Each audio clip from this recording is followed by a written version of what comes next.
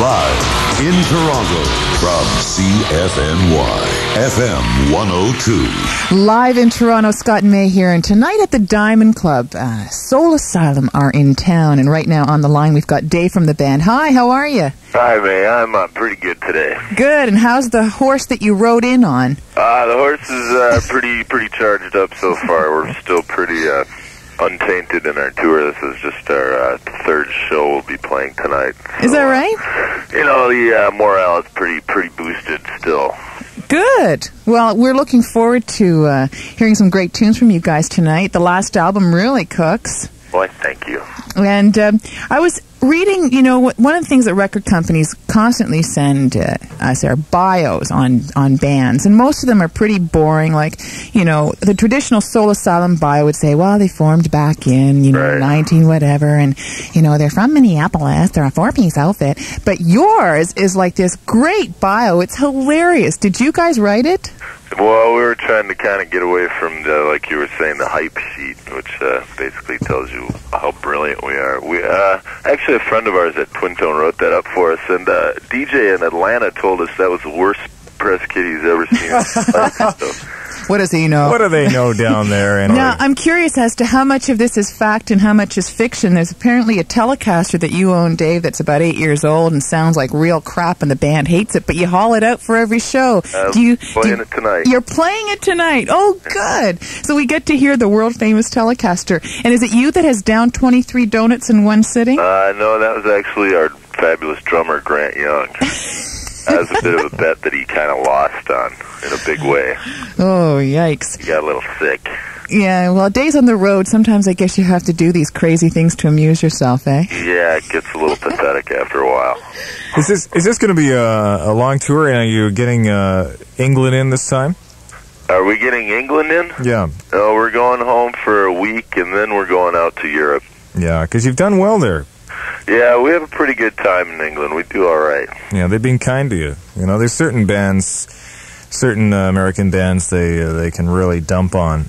But yeah, there's the press out there is a little snooty. They're always kind of more like an ice cream store or something. It's kind of the flavor of the month club out there. And if you're not wearing the right kind of trousers, they're gonna make light of your situation or say that you're a slimeball capitalist rock band from America or something like that. So, they're pretty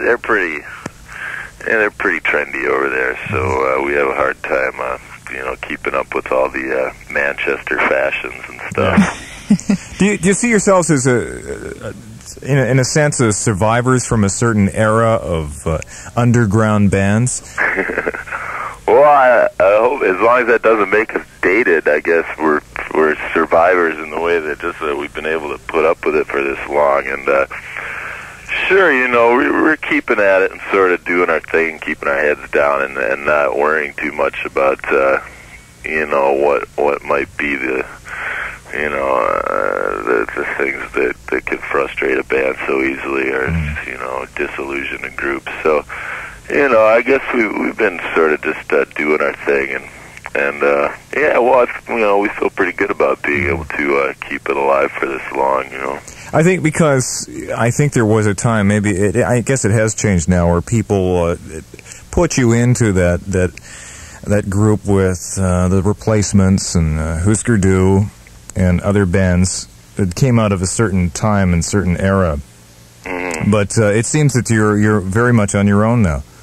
Yeah, I think that's as much of a what I would call kind of a Midwestern rock ethic of I would call anything. I mean, it's interesting.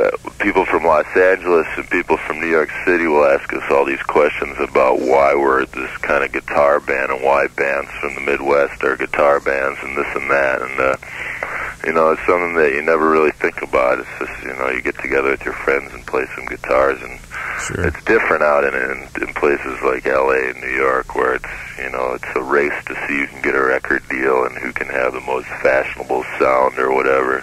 Yeah. So we can't help what we are, I guess, in that aspect. Sure.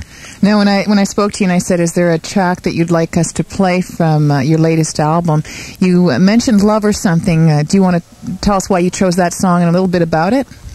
I don't know. I just kind of the one that stands out to me, I guess just because it's a little bit more of a stretch for us to try something with a little bit of a, more groovier feel, shall we say. Mm-hmm. And, it seems like one of the fun songs on the record for me. It's always a kick to be able to pull something like that off, I guess. Right.